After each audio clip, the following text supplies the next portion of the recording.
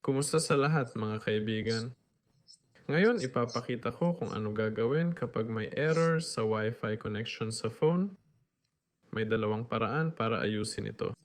Pero una, subukan i-restart ang phone o lumabas sa airplane mode. Naka-off naman ito sa akin. Kung hindi gumana, pumunta sa settings at sa search i-type ang DNS.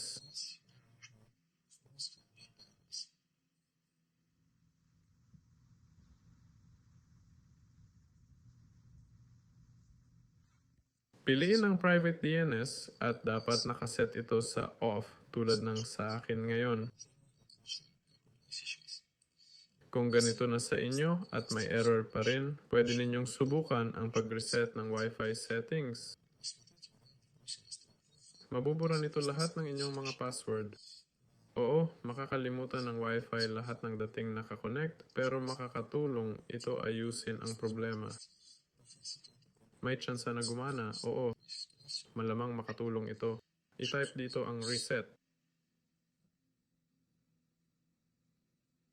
Ito, reset ng Wi-Fi at mobile networks at Bluetooth.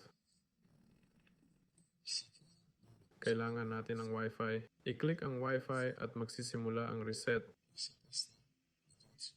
Pagkatapos nito, i-click dito at mag-update ang lahat ng Wi-Fi settings. Pagkatapos nito, malamang mawawala na ang error. Kasama ninyo ako.